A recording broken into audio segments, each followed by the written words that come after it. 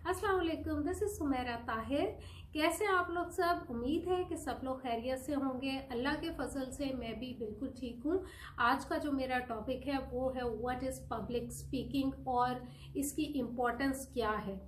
देखिए, public speaking जो है इट्स लाइव ऑडियंस के सामने बोलना, और लाइव ऑडियंस के सामने जब आप बात करते हैं तो वो जो आप कोई रिकॉर्डिंग वगैरह करवाते हैं किसी वीडियो की या किसी चीज़ की, उससे बिल्कुल फ़र्क है। ऑनलाइन प्रेजेंटेशंस भी जो हैं वो डिफरेंट हो जाती हैं, बट लाइव पब्लिक ऑडियंस आपके सामने आप बोल रहे हैं तो this is totally a different thing. इसकी अहमियत क्यों बढ़ती जा रही है? वो रीज़न ये, आपके जॉब इंटरव्यू के लिए जाते हैं, अगर पर्टिकुलर कंपनी को एक स्पीकर की ज़रूरत नहीं भी है, बट वो ये देखते हैं और वो इस चीज़ को वैल्यू करते हैं कि इसकी पब्लिक स्पीकिंग एबिलिटी कितनी है। क्योंकि किसी अपने करियर के किसी भी स्टेज पे कोई ऐसा पॉइंट आता है when you have to address your seniors, your colleagues, your customers and of course your subordinate as well। तो ये चीज़ बहुत ज़्यादा इम्पोर्टेंट है। किस तरह से हम एक अच्छा पब्लिक स्पीकर बन सकते हैं, उसमें कुछ चीज़ें हैं, कुछ पॉइंट्स हैं जो मैं आपको बताती हूँ। Number 1, always research your topic की अच्छे तरीके से रिसर्च करें, नेट सर्फिंग करें और प्रैक्टिस करें। नंबर 2 ये है कि अपना जो भी गोल है, आपका सब्जेक्ट है, उससे मत हटे। हम लोग सब जिंदगी में कभी ना कभी एक दफ़ा किसी ऐसे बंदे से मिले होंगे कि व्हेन ही और she starts he goes on and on for ever and never stops. Why? Because he और she is not practised his topic. उससे क्या होता है, ऑडियंस बोर हो जाती है, डिस्ट्रैक्ट हो जाती है और जो काम आप करने गए हुए होते हैं वो बीच में अधूरा रह जाता है। तीसरा पॉइंट ये है कि always focus on your points and whatever you say should connect and support your main point. आप लोगों को एग्जाम्पल्स दे सकते हैं, इलिस्ट्रेशंस दे सकते हैं। जो भी एग्जाम्पल या कोई स्टेटमेंट दें वो क्लियर होनी चाहिए, टू द पॉइंट होनी चाहिए, वेग नहीं होनी चाहिए। फॉर एग्जाम्पल मैं आपको एक स्टेटमेंट देती हूँ, lot of people don't have electricity. What kind of statement is this? It's वेग। अच्छा, अब दूसरी स्टेटमेंट है 200 million people world wide don't have electricity. This is more effective. इसमें और पहली स्टेटमेंट में बहुत फर्क है। ये टू द पॉइंट है, इफेक्टिव है। इसमें बताया गया है कि कितने लोग जो हैं दुनिया में उनको इलेक्ट्रिसिटी नहीं मिल रही। तो हमने ये चीज़ ज़रूर देखनी है कि हम जो भी स्टेटमेंट दे रहे हैं वो ठीक होनी चाहिए। फोर्थ पॉइंट है, टेल अ स्टोरी। लोग जो है स्टोरी से रिलेट करते हैं। फॉर एग्जांपल, अगर आप किसी कस्टमर के बारे में स्टोरी सुनाना चाह रहे हैं तो कोई इस तरह से उसमें कोई उसकी नीड को सेटिस्फाई किया गया है तो उसके हवाले से बात करें। अगर किसी कंपनी के हवाले से बताना चाह रहे हैं तो उसमें बताएंगे किस तरह से ये कंपनी जो है कस्टमर ओरिएंटेड है, अपने कस्टमर्स का ख्याल रखती है।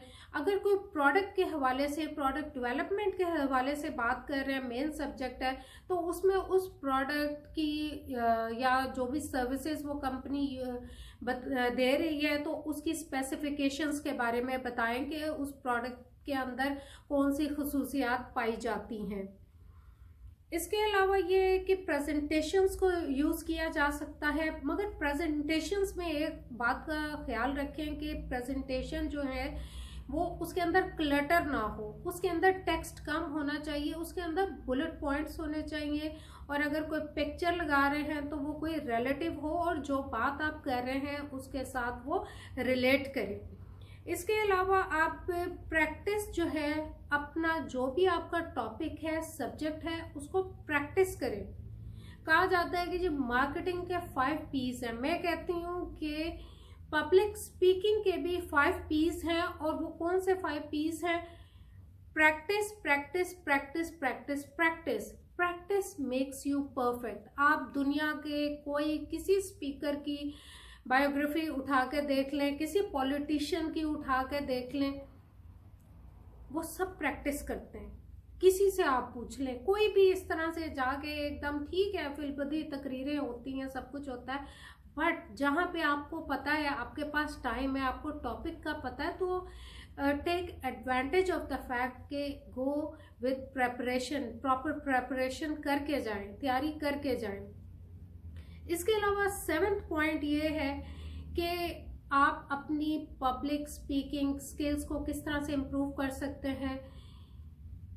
कोई कोच आप हायर कर सकते हैं, किसी फ्रेंड की मदद ले सकते हैं, किसी सिबलिंग की, बहन भाई की मदद ले सकते हैं, क्योंकि उसमें फ़ायदा ये है कि जो चीज़ें आप खुद नहीं देख सकते वो दूसरा देख रहा होता है, और वो आपको क्रिटिसाइज करता है या पिन पॉइंट करता है, आपको बताता है कि ये इस तरह से मत करना, ये इस तरह से कर लो। तो अगर ये तीनों चीज़ें जो हैं आपके पास नहीं है, या आप कोच नहीं रख सकते हैं, या बहन भाई या कोई फ्रेंड अवेलेबल नहीं है, तो the best thing is to go with the mirror. शीशे के सामने प्रैक्टिस करें अपनी स्पीच को। आपने खड़े हो जाना है, किसी जब आपके पास कोई वक्त हो, आप अपनी स्पीच को प्रैक्टिस करें शीशे के सामने। So this is the most effective way, जो कि मैं खुद भी in the start of my career में करती रही हूँ। इसके अलावा ये है कि 8th point is relax, take deep breath and relax. हर बंदा नर्वस होता है जब उसने ऑडियंस का सामना करना हो, क्योंकि सबकी आंखें, जो एक बंदा खड़ा होता है उसी को देख रही होती है, तो इट्स नेचुरल। इसका हल यही है कि आपने डीप ब्रेथ लेनी है और पॉजिटिव अफर्मेशंस अपने आप को दें कि मैं ये कर सकता हूँ, मैं कर लूँगा या मैं कर लूँगी, और इंशाल्लाह आप कर लेंगे। और जहाँ तक मेरा ताल्लुक़ है, मैं हमेशा ये कहती हूँ कि थोड़ा बहुत नर्वसनेस या थोड़ा सा स्ट्रेस जो है वो ज़रूरी भी है चीज़ों को सीरियस लेने के लिए, कि अगर हम किसी भी चीज़ को इस तरह से नहीं लेंगे, अपने रिस्पॉन्सिबिलिटी को नहीं महसूस करेंगे, तो फिर will just go on without preparation. तो थोड़ा बहुत स्ट्रेस ज़रूरी है, और मेडिटेशन करें, जो भी आपका रिलीजन है उसके हिसाब से प्रेयर करें, तो आपको बहुत सुकून मिलेगा और इंशाल्लाह आपका काम बहुत सही तरीके से हो जाएगा। इसके अलावा एक और चीज़ ये है 9th पॉइंट के do not worry about the mistakes, we all make mistakes. अगर प्रेजेंटेशन के दौरान, पब्लिक स्पीकिंग के दौरान कोई छोटी मोटी मिस्टेक हो जाती है ना, तो just ignore, do not try to highlight it, ignore कर दें। अगर कोई बड़ी मिस्टेक हो जाती है तो try to cover it with the humour, थोड़ा सा ह्यूमर का एलिमेंट होना चाहिए, और लोग आपको अप्रिशिएट करेंगे कि इसने कितने अच्छे तरीके से सिचुएशन को हैंडल किया।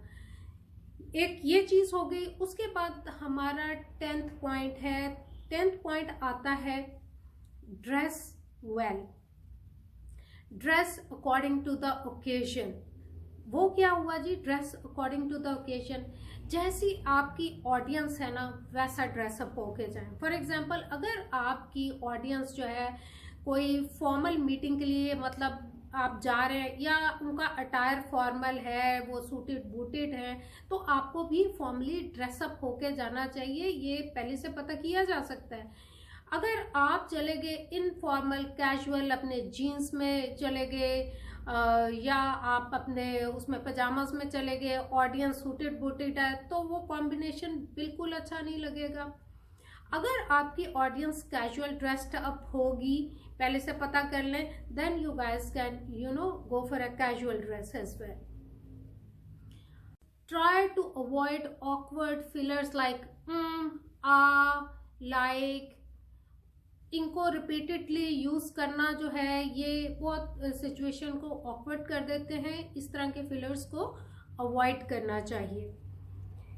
5th is you can use gestures, मगर जेस्चर्स कम यूज करें। जेस्चर क्या होता है कि हमने हाथ से यूं थम्स अप का निशान किया, एक दफ़ा कर दिया, 2 दफ़ा, ये नहीं कि आप रिपीटेडली उसी को करते जाएं। इसके अलावा एक जगह खड़े मत रहें। जो पब्लिक स्पीकर है ना, अगर आपके पास स्पेस है तो आप आगे पीछे दाएं बाएं थोड़ा सा घूमें, और उससे पता लगेगा कि स्पीकर कितना एक्टिव है। आपको खुद भी जो है आपके अंदर स्टिफनेस नहीं आएगी। और अगर आप खड़े में स्ट्रेट, और उसमें ये है कि do not limp your hands like this, you guys should be standing straight and answering the questions. Second point is question answer session, which is to some extent ignored. मेरा ख्याल है what is the beauty of question answer is that you are in front of your audience live and giving answers directly. तो इससे खूबसूरत और प्यारी बात नहीं हो सकती कि ऑडियंस आपके सामने है, आप उनके सवालों का जवाब लाइव दे रहे हैं। तो उसका रूम ज़रूर रखें, उसमें 5-10 मिनट प्रेजेंटेशन के आखिर में रखें। अगर आपको लगता है कि आपके पास ज़्यादा टाइम नहीं है, टाइम कम है, तो उसकी वजह से अगर आपने in the middle of the session आपने क्वेश्चन आंसर्स किए तो मेन जो सब्जेक्ट है वो रह जाएगा। तो आप ये कर सकते हैं कि जिन लोगों के सवाल आते हैं उनको कहें अपने सवालों को नोट कर लें, और सेशन के एंड पे विल हैव 1-on-1, या फिर आप पहले ही उनको बता दें कि क्वेश्चन आंसर्स जो हैं हम सेशन के एंड में करेंगे। अगर कोई बहुत ही ज़रूरी चीज़ है तो उसको आप सेशन के बीच में, अगर आपके पास टाइम है तो आप बता सकते हैं, मगर आप उसको इतना प्रोलॉन्ग ना करें कि वो असल सब्जेक्ट से फिर सब कुछ जो है वो डिस्ट्रैक्ट हो जाए और आपका मेन सब्जेक्ट जो है वो फिर बैकग्राउंड में चला जाएगा। इसके साथ ही मुझे इजाज़त दें। आप लोगों का बहुत शुक्रिया। आप लोगों के अच्छे अच्छे कमेंट्स मुझे मिलते रहते हैं, आप लोग मुझे दुआओं में याद रखते हैं। आप लोगों ने मेरे चैनल को लाइक किया, सब्सक्राइब किया, इसके लिए मैं आप लोगों का तहे दिल से शुक्रिया अदा करती हूँ। और इसके साथ अल्लाह हाफिज़, till my next video, see you.